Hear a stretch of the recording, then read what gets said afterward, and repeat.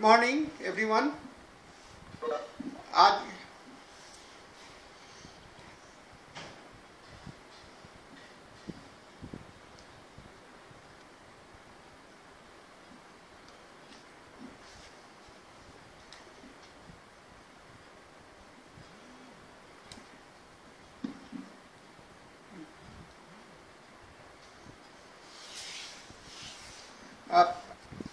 पढ़ने जा रहे हैं रिपोर्टरी का एक इंट्रोडक्शंस मैं आप लोगों को देने जा रहा हूँ। व्हाट इज रिपोर्टरी, इसकी आवश्यकता क्यों है और क्यों हम लोग इसको अपने सब्जेक्ट के रूप में हम लोगों ने लिया। So repertory and introductions. I hope सभी लोग को स्लाइड्स दिखलाई पड़ रहा है। ये जैसा कि हम लोग जानते हैं कि होम्योपैथिक प्रैक्टिस करने के लिए हमें मेन काम हम लोगों का जो है, मुख्य काम क्या है हम लोगों का, सिमिलिमम को खोजना और करेक्ट सिमिलिमम के आधार पर ही सारा जो खेल है होम्योपैथी में अंदर में सारा जो प्रयास होता है वह केवल एक सिमिलिमम को खोज के लिए ही होता है। ठीक है ना, सिमिलिमम करने के लिए ही प्रयास होता है। वास्टनेस और मेट्रामेडिका के विषय में हम लोग सभी को ही जानते हैं। सिम्टम्स जो है सो डिफरेंट एस्पेक्ट्स के इंडिविजुअल नीड्स के लिए हैं और एग्जैक्ट हम लोगों को चुनना है और हर एक मेडिसिन का एक कंप्लीट पर्सनैलिटी को रिप्रेजेंट करता है। आप देखते होंगे कि हर एक दवा के अंदर में हजारों लक्षण है ना, और इस तरह से हजारों लक्षण के साथ में हम लोगों के पास में करीब करीब 4,500 से ज़्यादा हम लोगों का दवा है। तो 4,500 दवा में से प्रत्येक दवा के हजारों लक्षण और उनमें से एक पेशेंट के लिए मैच कराना, यह एक हम लोगों का टारगेट होता है, हम लोग का लक्ष्य होता है जब हम लोग होम्योपैथी का प्रैक्टिस करते हैं। तो होम्योपैथी के सिमिलिमम खोजना है, यानी कि एक व्यक्ति को केवल एक ही दवा देनी है, तो वैसे में हम लोगों को यह प्रयास करना का जरूरत होता है। आपको पता होगा, आप अगर इंसाइक्लोपीडिया में जाएंगे तो सल्फर का ही अकेला जो लक्षण है वह 5,064 लक्षण है एलेंस के इंसाइक्लोपीडिया में। और जब आप राडार 9.1 में देखिएगा तो इसके टोटल नंबर ऑफ रूब्रिक्स जो हैं सो 15,882 हो जाते हैं सल्फर के अंदर में। तो आप सोचिए 15,882 लक्षण को कैसे याद रखा जाए, और अगर याद हो भी जाता है तो हम लोग उसको कैसे हम लोगों के सामने में प्रेजेंट करें। ये एक बहुत बड़ी समस्या है और इसलिए हमें एक सिस्टम की ज़रूरत होती है जिसके माध्यम से हम एक दवा का एक सिंगल मेडिसिन के साथ में हम लोग जुड़ सकते हैं। Memorising of a homoeopathic medicine और उसको उसी समय में रिकॉल करना एक सबसे बड़ा समस्या है और ये हमारी कल्पना के बाहर की बात है कि हम सभी दवा का सभी लक्षण को याद रख पाएंगे, और अगर याद रख पाते हैं तो सभी को हम लोग सामने में ले आए। और होम्योपैथिक मेट्रामेडिका जो है इस तरह से क्या दिखलाई पड़ता है, एक जंगल का स्वरूप हो जाता है, जंगल के जैसा होता है, और हमें इस जंगल से निकलने के लिए हमें एक टॉर्च की आवश्यकता होती है ना, एक टॉर्च की आवश्यकता होती है। और यह टॉर्च तभी आपका एक रास्ता चाहिए दिखलाने वाला, गाइड चाहिए दिखलाने वाला। ये सभी और डॉक्टर हैनीमैन ने और प्रारंभ से ही इस बात को महसूस किया था। और selection of medicine by the name of the disease, ये जो है सो दवा को सीमित कर देता है और ये होम्योपैथी का प्रारूप है भी नहीं। और इंडिविजुअल को रिकॉग्नाइज करने के लिए, समझने के लिए हमें एक generalised view of the life को देखना पड़ता है। और होलिस्टिक व्यू ऑफ ऑर्गेनिज्म जो है सो हमें एक पर्सन, तो man as a person and man as a in the health and man in the disease, यही खोजने का काम है। सो टोटलिटी जो है सो हम लोगों का लक्ष्य है और हर एक दवा में हर एक रोगी का एक टोटलिटी खोजना हम लोगों का आवश्यकता है। और एक बात हम लोग सभी को जानते हैं, डॉक्टर हैनीमैन ने भी कहा, डॉक्टर बॉर्निगसन ने भी कहा, a patient is never represented by a single symptoms however peculiar they may be. कितना भी पेक्यूलियर सिम्टम्स होगा वह एक सिंगल सिम्टम से रिप्रेजेंट नहीं होता है और उसको एक ग्रुप ऑफ सिम्टम्स से ही रिप्रेजेंट होता है ना। तो इसको यूनिफाइंग कॉन्सेप्ट ऑफ लाइफ है, सभी चीज़ों को यूनिफाई कर लेना, जोड़ देना, एकत्रित कर देना, टोटलिटी बना लेना ही हमारा होम्योपैथिक प्रैक्टिस है। और वास्टनेस ऑफ मैटर मेडिका जो है, इसके लिए हमें एक रणनीति की जरूरत होती है, स्ट्रैटेजी की जरूरत होती है ना। ये स्ट्रैटेजी बनाना पड़ता है दवा को चुनाव करने के लिए। और मेडिसिन जो जंगलों में जैसा है, बिखरा हुआ है और सभी जगह एक ही लक्षण के जो है सो कई एक दवा में मिलेंगे। आप अगर खाली देखना चाहेंगे कि सिर का दर्द है तो करीब करीब सारा मैटर मेडिका के सभी दवा में सिर का दर्द है। अगर उसके एक मॉडलिटी को भी लेकर के चलते हैं तो कई एक दवा में चलता है, मिल जाता है। कोई एक लक्षण को लेकर के चलते हैं तो उसके लिए कई एक दवाइयाँ आपके सामने में, कई एक दवाइयाँ सामने आ जाए। जैसे अगर आपको डिजायर फॉर स्वीट्स देखना है, मीठा पसंद है रोगी को, तो इसके अंदर में करीब करीब 56 दवा है। और 56 दवा में से कौन सा दवा का इस्तेमाल करें, आपको एक कैलकुलेटर चाहिए, है ना। कैलकुलेटर की आवश्यकता होती है जिसके माध्यम से छांट करके हमें एक बन जाए। इसी को ये हम लोगों का लक्ष्य है, ठीक है ना। इसीलिए एक प्रॉपर टूल्स की आवश्यकता होती है जिसमें कि हम सिम्टम्स को, पेशेंट के सिम्टम्स को मेडिसिन के साथ में मैच करा सकें। ये मैचिंग का काम है और यह मैचिंग कराने के लिए आपको सिम्टम्स को हम लोगों को जरूरत पड़ता है, ठीक है ना।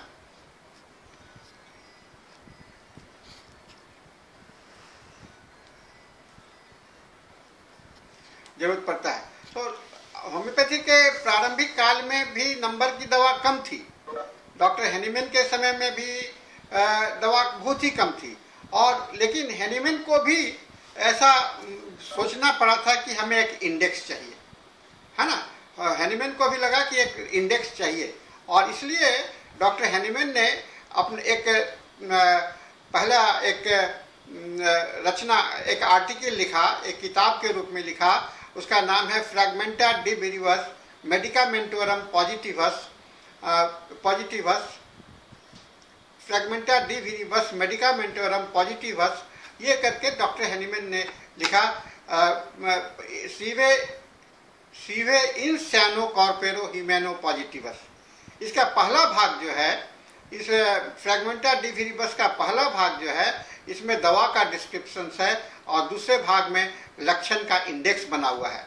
इसको माना जाता है कि डॉक्टर हैनीमैन ने ये पहला प्रयास किया था दवा को इंडेक्स करने के लिए, और जो ये इंडेक्सिंग का काम उन्होंने किया था पहला। इसी समय में डॉक्टर हैनीमैन को लगा कि इसके लिए कोई सिस्टम, खाली इंडेक्स से काम नहीं चलेगा, तो एक सिस्टम को चाहिए। उस सिस्टम के तलाश में उन्हें रिपोर्टरी शब्द उनके सामने में आया, ठीक है ना। तो उन्होंने अपने यूज के लिए, अपने क्लिनिकल व्यवहार के लिए 1817 में एक रचना किया था जो कि उनके खुद अपने हैंडराइटिंग में है और उसको अपना देखा करते थे। और इस तरह से इनके जो हैं 4239 पेज के ये रेफरेंस है, जिसमें कि एक स्लिट उसको एक होल्ड करने के लिए बना हुआ है, छोटे से स्क्वायर पेपर पर है और उसके छोटा सा कॉर्नर पर कटा हुआ है जिससे कि वो यूज कर सकते थे।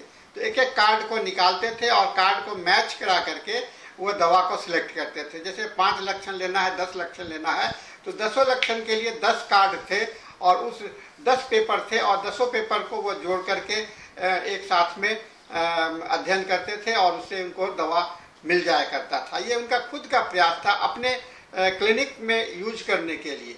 ये 4239, हालांकि यह इसका प्रकाशन नहीं हो पाया, ये पब्लिश नहीं हो पाया, लेकिन आज भी ये आपको जर्मनी में स्टुटगार्ट म्यूजियम में यह रचना पड़ा हुआ है।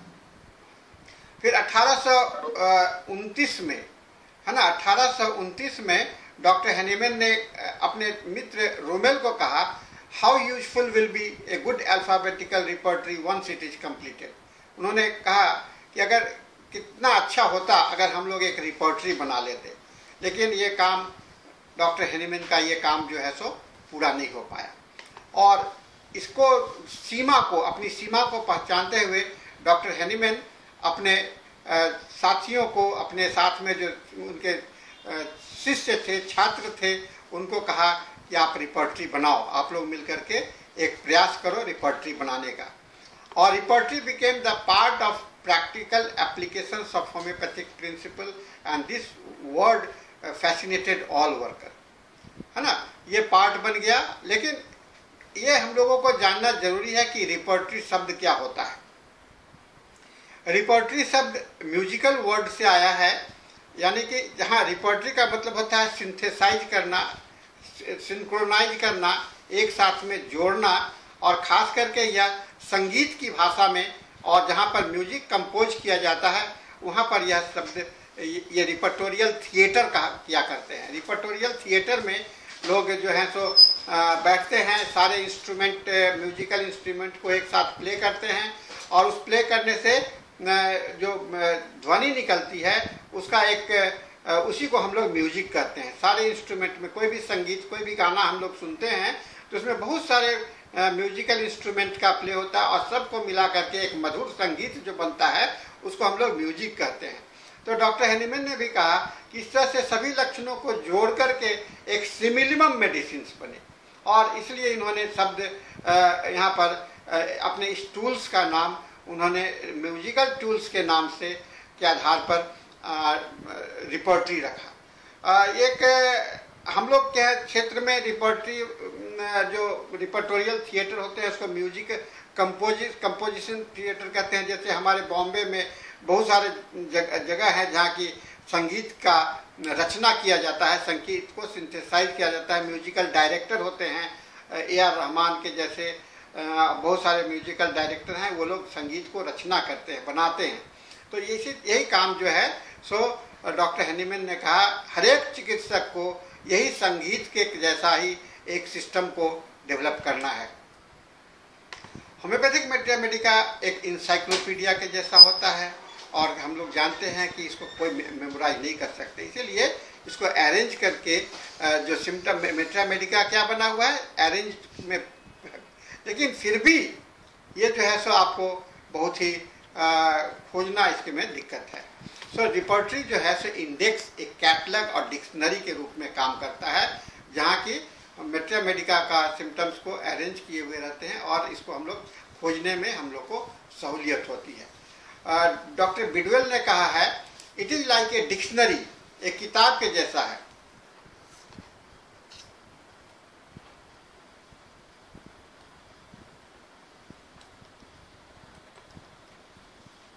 है ना, यह किताब के जैसा है, और इस किताब को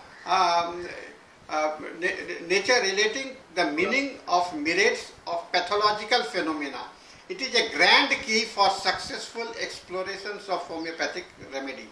ये डॉक्टर बिडवेल ने कहा है ये डिक्शनरी के जैसा एक किताब है, जिसमें कि एक पैथोलॉजिकल फेनोमेना का एक बहुत बड़ा क्षेत्र है, जहाँ, और ये चाबी का काम करता है दवा का चुनाव करने के लिए। ये डॉक्टर बिडवेल का कथन है। फिर सीएम बोगर कहते हैं, रिपोर्टरी को डिफाइन किए हैं, it is a book of index of medicines under the symptoms. It is well related with the Metra-Medica, therapeutics and organon. Whence Metra-Medica and therapeutics are said to be the dictionary and organon as the grammar. हमको क्या चाहिए, हमको दवा select करना है, उसको उपयोग करना, उसका थेराप्यूटिकली उपयोग करना है, दवा का थेराप्यूटिक यूज करना है, किसके आधार पर, एक फिलॉसफी के आधार पर। तो हमें एक ऐसा प्लेटफॉर्म चाहिए जहाँ की हम मेट्रा-मेडिका, ऑर्गेनन और थेराप्यूटिक तीनों को मिला दें, और इस मिलाने के लिए एक सिंथेसाइज कर दें, और इसके लिए हमें एक सिस्टम जो बना वह एक रिपोर्टरी कहलाता है। ये डॉक्टर सीएम बोगर का कथन है। फिर डॉक्टर जुगल किशोर भी कहते हैं it is a sort of dictionary, है ना, एक डिक्शनरी के जैसा है, इंडेक्स के जैसा है, और यह बेसिकली रिपोर्टरी कहलाता है। Repertory different than the dictionary है, डिक्शनरी नहीं है और इंडेक्स नहीं है, लेकिन उसके जैसा लगता है ना, टाइप ऑफ द डिक्शनरी है, टाइप ऑफ द इंडेक्स है, लेकिन इसका मुख्य काम जो है सो एक सिम्टम्स को एक साथ में जोड़ करके निकालना। ठीक है ना। ग्रीमर कहते हैं the very existence of homeopathy in the future depends on thorough training of her follower in knowledge of philosophy together with an intelligent use of the repertory. कहा कि होम्योपैथी का भविष्य इस बात पर निर्भर करता है कि इसको जो यूज करेंगे उनको होम्योपैथिक ऑर्गेनन का कितना ज्ञान है, होम्योपैथिक फिलॉसफी का कितना ज्ञान है, और कितना वह अपने इंटेलिजेंट वे में आप रिपर्टरी को यूज करते हैं। अगर होम्योपैथी प्रैक्टिस आप करना चाहते हो तो आपको फिलॉसफी का ज्ञान होना जरूरी है, होम्योपैथिक फिलॉसफी का यानी कि ऑर्गेनन ऑफ मेडिसिन का, और आपको रिपर्टरी का ज्ञान होना बहुत जरूरी है। इसके बिना आप होम्योपैथी का भविष्य नहीं हो सकता है। इसलिए डॉक्टर ग्रीमर का कथन आज के संदर्भ में बहुत ही महत्वपूर्ण है। वर्ड, अब आइए रिपर्टरी वर्ड क्या होता है। रिपर्टरी वर्ड का मतलब होता है, ये लैटिन वर्ड से आया है, 80 BC से लेकर के 200 AD तक ये यूज हुआ। रिपर्टार और लेट लैटिन में 200 से 6, और वर्ड है सो रिपर्टोरियम है। Repertorium again derive from the Latin word repetarus, आया, आपको देखिए कैसे आया, रेपर्टोयर आया, रेपर्टोयर से रेपर्टोरियम आया, और रेपर्टोरियम से रेपर्टस आया, और रेपर्टस से फिर बाद में रेपरे आया, है ना। तो ये एक जर्नी है, इस शब्द को एक भाषा से दूसरे भाषा में बदलते हुए रेपरे आया, और वहाँ से फिर हम लोग अल्टीमेटली रिपर्टरी यूज करते हैं। Repere is the combination of the word meaning re मतलब again, and pere means produce, माने फिर से प्रोड्यूस करना, है ना, फिर से प्रोड्यूस करना, ये उसका मीनिंग होता है।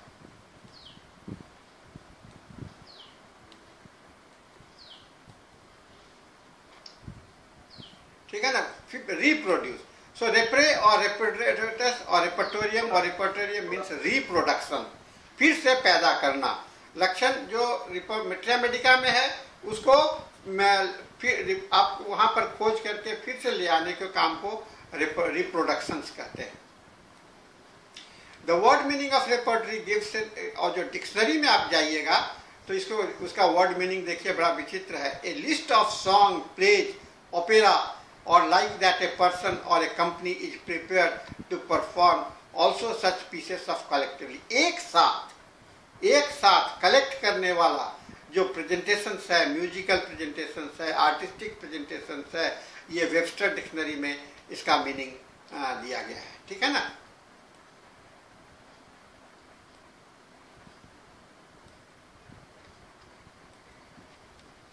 ओके,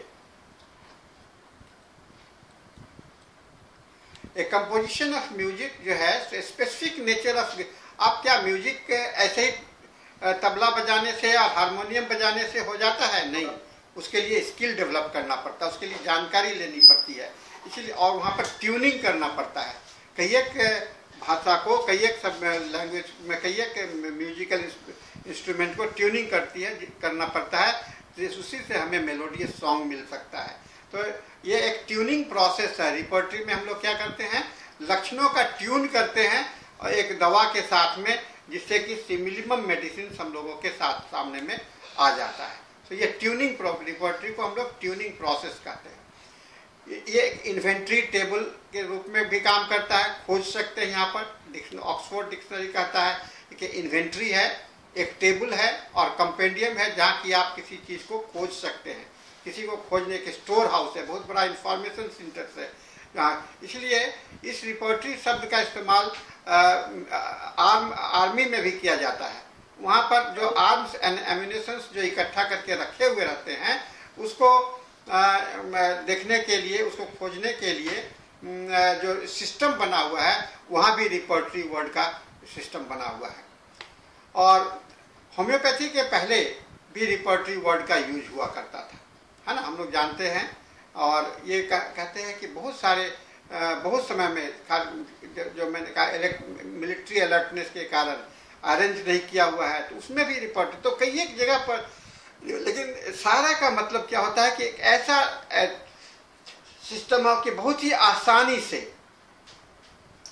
आसानी से हम लोग को ये बात मिल जाए, ये जरूरत होता है। ठीक है। तो इसलिए कहा जाता है repertory is essentially a book we keep our armamentarium namely the medicine in an orderly way to be used at time of fighting disease in to our patients. JN Majumdar ने कहा कि ये एक ऐसा है, टूल्स है, आर्म्स है, जहाँ सजा करके रखा हुआ है, और जब हमको आवश्यकता पड़ता है तो हम लोग उसको इस्तेमाल कर सकते हैं।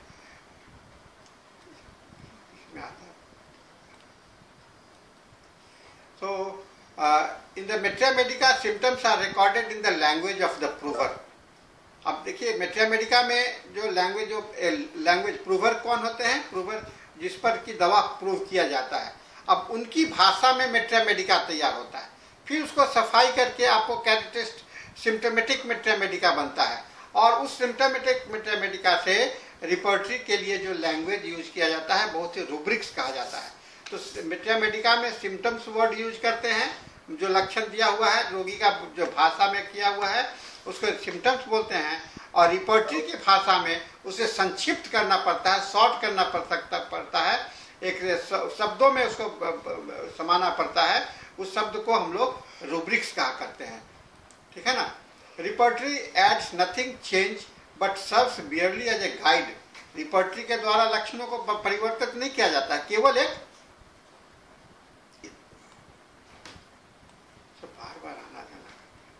रिपर्टरी कोई जोड़ा नहीं न घटाना है, ये केवल रिप्रोड्यूस करने का काम करना है ना। सो इसलिए कहा जाता है कि ये एनालिसिस का काम, पर्पस, क्लासिफिकेशन, रेफरेंस का काम, ये सिंथेसिस करने का काम इस रिपर्टरी के माध्यम से किया जाता है। और हम लोग सभी कोई अपने प्रैक्टिस में, क्लिनिकल प्रैक्टिस में रिपर्टराइज करते हैं, चाहे मन से करें, दिल से करें, लेकिन लक्षण जब तक मिलाने का काम को करते हैं। लेकिन अगर इसे सिस्टमेटिक वे में करना पड़ता है तो उसको हम लोग रिपर्टोरियल प्रोसेस कहते हैं। बिना रिपर्टोरियल प्रोसेस के आप दवा के पास में नहीं पहुंच सकते हैं। दवा के पास पहुंचने के लिए आपको सिंगल मेडिसिन के पास में पहुंचने के लिए आपको Maitreya Medica ही चुनना पड़ेगा।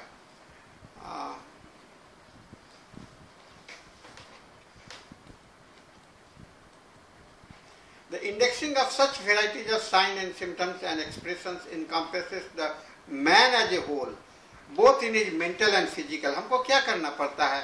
हमको मेंटल और फिजिकल दोनों को जगह पर रोगी को दोनों जगह पर रोगी के लक्षण को हमको देखना पड़ता है। Man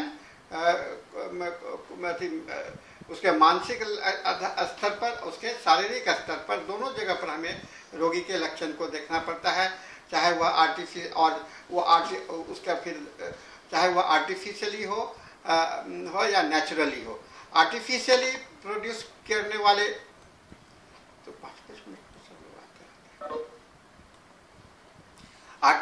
artificially produced and it's natural form में डिजीज जो होता है सो नेचुरल फॉर्म में होता है। उसके लिए हमें आर्टिफिशियल मेडिसिन खोजना है। मेडिसिन के सिम्टम्स जो होते हैं सो आर्टिफिशियल होते हैं, और उसका मिलाने का काम करना है, ठीक है ना। Each medicine represents different facet of the person. अब हर एक दवा एक व्यक्ति का रिप्रेजेंट करता है, और इस सभी के जो उसके जो कई एक फैसेट्स हैं जो टुकड़ों टुकड़ों में बिखरा हुआ है, उसको रीअरेंज करने का काम रिपर्टोरियल एनालिसिस का है। रिपर्टरी में क्या है, एक मनुष्य का भाग जो है, मनुष्य का कई एक भाग है जो वह अलग अलग टुकड़ों में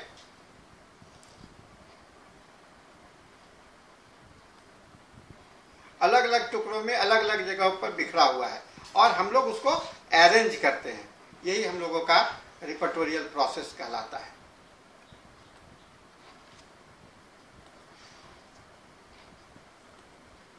और रिपर्टरी के लिए अब चूंकि हम लोगों के पास में पेशेंट का वैरायटी अलग अलग है, तो हम लोग के पास में अलग अलग रिपर्टरी के तरीके होते हैं। स्ट्रैटेजी थाउजेंड्स ऑफ, अब एक ही जैसे मान लीजिए कि आपको नक्सभूमिका को देखना है, तो नक्सभूमिका एक रोगी जो है सो एक डॉक्टर हो सकता है, नक्सभूमिका का रोगी एक स्टूडेंट हो सकता है, एक मजदूर हो सकता है, एक इंजीनियर हो सकता है, एक कलाकार हो सकता है।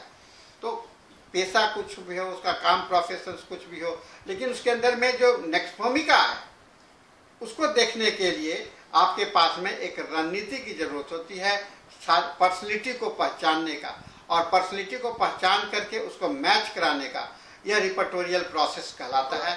इसको हम लोग रिपर्टरी प्रोसेस, इसीलिए हम लोग केवल एक ही तरीका इस्तेमाल नहीं करते हैं, हम लोगों के पास में तरीका हम लोगों के कई एक रणनीति बनानी पड़ती है। इसीलिए रिपोर्टराइज करने के कई एक तरीके हम लोगों के सामने में आए, जैसे बॉनिगेसन का तरीका आया, केंट का तरीका है, बोगर का तरीका है, और आजकल हम लोग सिंथेसिस का तरीका कहते हैं, सिंथेसिस। तो इस तरह से, और खुद आपका अपना तरीका सबसे बड़ा होता है।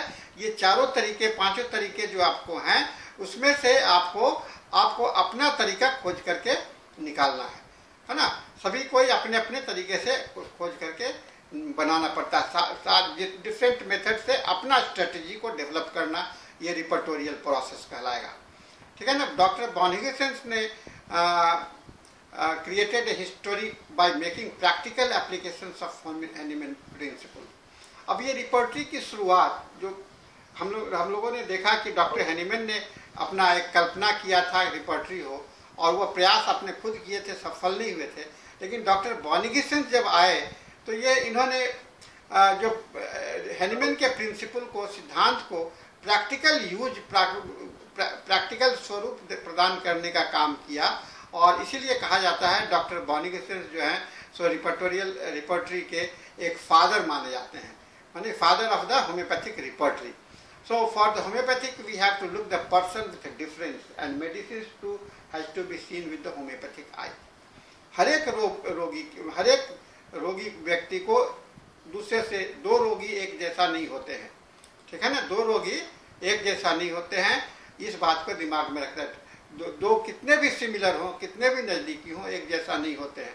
इसीलिए हमें व्यक्तिगत दवा को चुनाव करने की ज़रूरत होती है, और इसको देखने के लिए जो सिस्टम है उसको हम लोग रिपोर्टरी कहते हैं, ठीक है ना। इसीलिए हम लोगों को क्या करना चाहिए, रिपोर्टरी को देखने का हैबिट डेवलप करना चाहिए, इसके तरीका को सीखना चाहिए, और इसको तरीका को सीखेंगे तो हम लोग रिपोर्टरी का यूज कर सकेंगे। तो आज इसके साथ में हम लोगों का ये जो लेक्चर्स है हम लोग का ये खत्म होता है। अब आप लोग अपने